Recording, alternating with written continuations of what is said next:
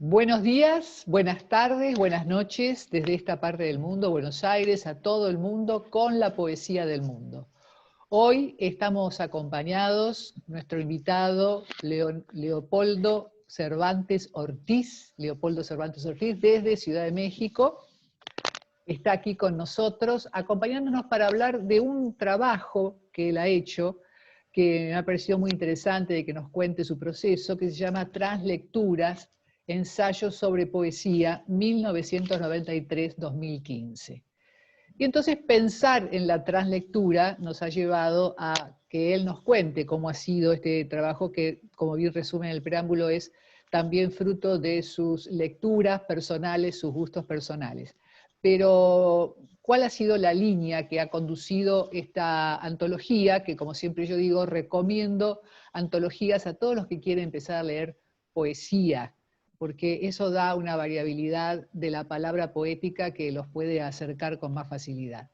Bueno, Leopoldo Cervantes Ortiz, muchísimas gracias por estar aquí con nosotros. Y comenzamos a hablar de este libro, Translecturas, Ensayos sobre Poesía. Gracias por estar.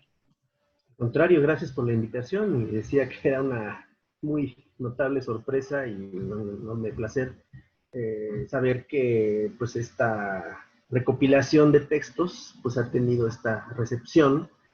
Y digo, la primera cosa que podría yo decir sobre la misma es que, como se puede ver desde las fechas que abarca el librito como tal, pues es de muchos años de lectura constante, permanente de la poesía latinoamericana. Ya te decía también, y lo digo de nuevo ahora, que el interés por la poesía, además de que es general, eh, digo, a mí me interesa la poesía en todas sus manifestaciones, en todas las lenguas, en todos los idiomas.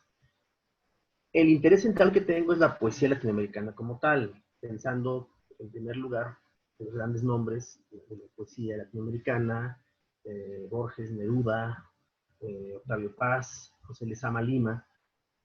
Pero dentro de esa inclinación personal que me ha llevado a hacer esta recopilación y algunas otras antologías de poesía como tal, que podríamos mencionar en un momento más, me ha parecido a mí muy necesario encontrar en los grandes autores y en los que no son tan conocidos, porque aquí en la recopilación, que está dividida en 3 secciones, aparece en primer lugar ese bloque de poetas muy reconocidos. El caso del propio Borges, Neruda, Nicanor Parra, Julio Cortázar como un agregado un tanto lúdico y que podría yo decir algunas cosas también sobre esa inclusión, Gonzalo Rojas, Juan Gelman, Alejandra Pizarnik, en fin, esa primera zona estaría marcada justamente por el cierto interés, por la temática religiosa, por el tratamiento de lo sagrado en de diferentes maneras, en diferentes formas.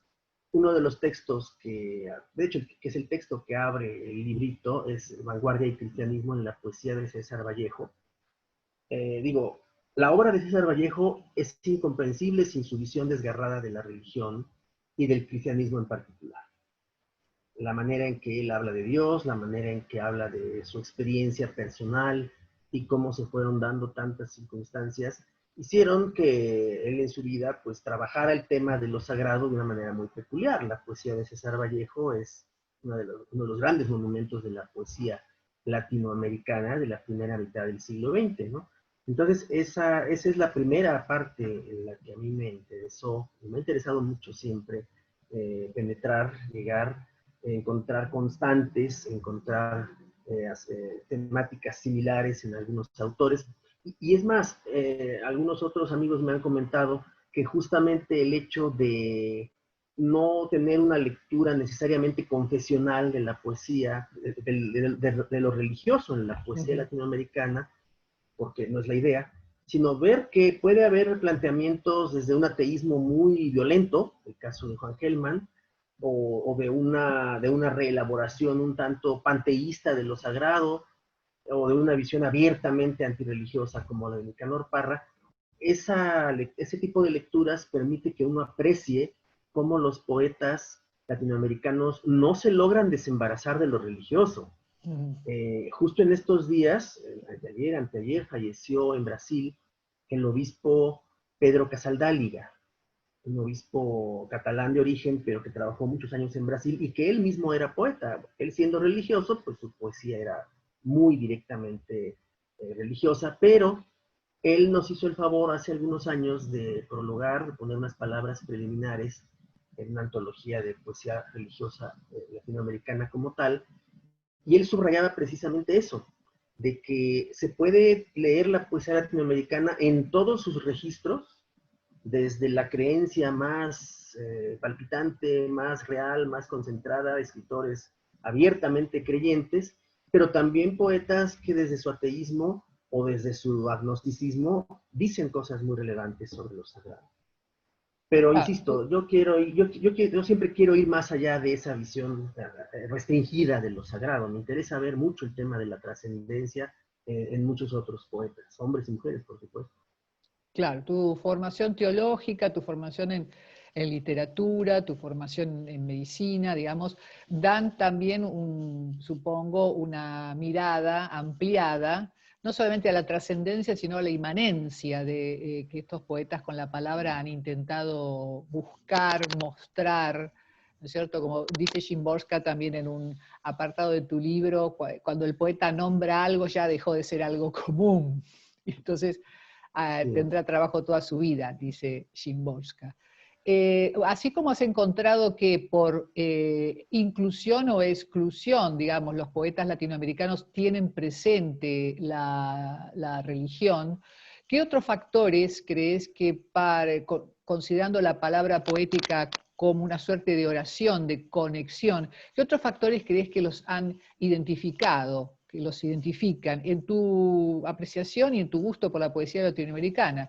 ¿Qué ha tenido que ver la religión con el activismo político, por ejemplo, con la opción por los pobres, con la pertenencia a unas culturas marginadas como en Latinoamérica aún existen? Es una pregunta que se puede abordar desde muchos bordes, ¿no? Ahora que haces la pregunta, pienso, por ejemplo, en una situación muy peculiar en América Latina, que de alguna manera está ejemplificada también en un par de autores, curiosamente mexicanos los dos, quizá otra poeta más. Pienso en los poetas latinoamericanos que al mismo tiempo fueron sacerdotes. Ahorita que hablabas de la opción por los pobres, prácticamente estabas refiriéndote a la teología de la liberación en sus diferentes formas, pues está la figura de Ernesto Cabrera, que falleció, por cierto, hace poco. Eh, en esta revisión que yo hice aparece el nombre de Alfredo R. Plasencia, un poeta mexicano que fue sacerdote, Manuel Ponce, contemporáneo de Octavio Paz, que también fue sacerdote, y Concha Urquiza, Concepción Urquiza, que también fue una poeta mexicana que de hecho era religiosa, no monja como tal, pero era religiosa, de hecho vivía en un convento y tenía una vida religiosa como tal. Ahorita me estoy yendo yo, por decirlo así, al extremo de la poesía trabajada por personas que ejercen en el ámbito institucional de lo religioso. Mucha gente a veces piensa que porque esto es así, poetas de este tipo van a ser 100% doctrinarios, confesionales, que se van a ceñir a lo que la institución les marca y demás. No es el caso en estos tres ejemplos que estoy mencionando, y hay muchos más en América Latina. En Cuba, por ejemplo, el caso del padre Ángel Gastelu. En Chile ha habido varios sacerdotes poetas. En Argentina, el caso de Osvaldo Pol. Estos poetas, incluyendo también algunas mujeres, vuelvo a repetir, no se siguen a las instrucciones de su institución y de hecho se meten en muchas dificultades con ella porque siendo representantes de la institución, al mismo tiempo practican la libertad poética. Y aquí entraría la última parte de lo que preguntabas. Mucho de lo que yo leo y escribo en términos de la parte crítica, pero también de la labor de antologador, está dirigido por muchas de las ideas de Octavio Paz en El Arco y la Lira. Cuando Octavio Paz busca, claro, él siguiendo las ideas de Martin Heidegger y de María Zambrano, encuentra que la palabra poética, como bien decía Paz en una frase que ha sido citada muchísimo, es la búsqueda de la sílaba inicial, la sílaba del comienzo, la palabra fundadora, la palabra originaria, ¿no? Entonces, hay una confluencia muy interesante, y es allí donde entra la parte teológica como tal, donde, dado que son campos a veces bastante separados, ha habido muchos teólogos, de los grandes e importantes teólogos del siglo XX, y voy a mencionar el caso del alemán Karl Rahner, una de las grandes figuras de la teología católica. Él, por su cuenta, se acercó a revisar cuál es la importancia de la palabra poética como palabra fundadora, como palabra que puede fundar el ser, como decía Heidegger. La palabra, decía Heidegger, lo sabemos muy bien, la palabra es capaz de fundar el ser en el mundo. Entonces, por su cuenta, la teología, algunos teólogos como él, han trabajado esa línea, han hurgado en esas posibilidades de la palabra, y por supuesto, los poetas y los poetas a los que se les puede calificar de poetas guión críticos, poetas que han reflexionado muchísimo sobre la poesía también, como el caso de Paz, el caso de otros más, Lezama Lima, en fin, encuentran algo muy similar. Encuentran que la palabra poética es palabra fundadora, es palabra que nombra el mundo, ahorita que citaste también a Wisława Szymborska, esa conciencia, vamos a decir, adánica, pero también edénica, digamos, del poeta, de la poesía, está muy viva, aunque algunos de los escritores no lo digan abiertamente, ¿no?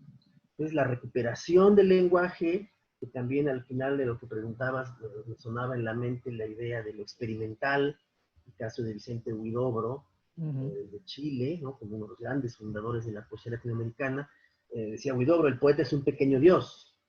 El poeta es capaz de recrear con la palabra misma, con el lenguaje, ¿no? Es capaz de seguir utilizando el lenguaje y de ir más allá del lenguaje.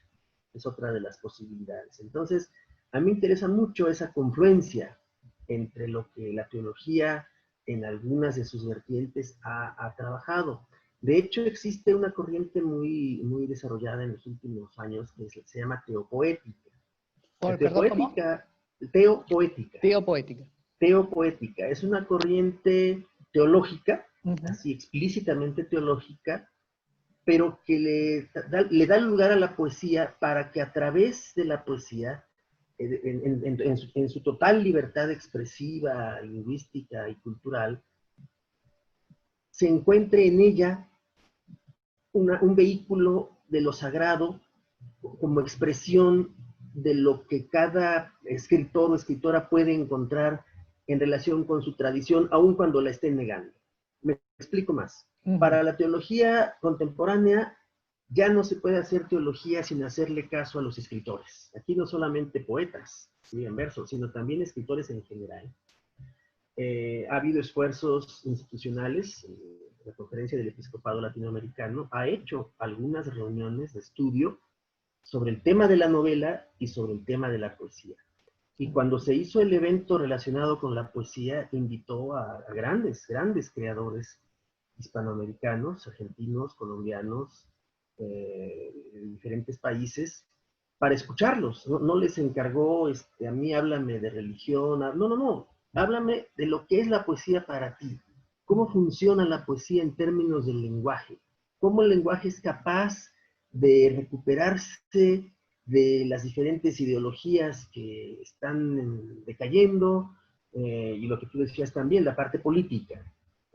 Hay poesía que puede ser bastante propagandística, poesía panfletaria, y que quiere expresar, digamos, las preocupaciones sociales, pero que a veces, precisamente por querer expresarlas, se queda atrapada allí en lo que es una ideología o una creencia, en este caso ya política. No, ese tipo de autores también, pienso en el caso de alguien como, digamos, Roque Dalton, en El Salvador, poeta guerrillero, además, que por supuesto incluía el tema político en su poesía, pero su poesía iba más allá de eso, por su carácter experimental, por la manera en que siguieron trabajando el lenguaje de una manera completamente libre, y justamente por esa vía se conectaron otra vez con lo trascendente, pero sin estar necesariamente buscando o persistiendo únicamente en ello, ¿no? Entonces, hay varios vasos comunicantes, incluso muy, muy profundos, subterráneos,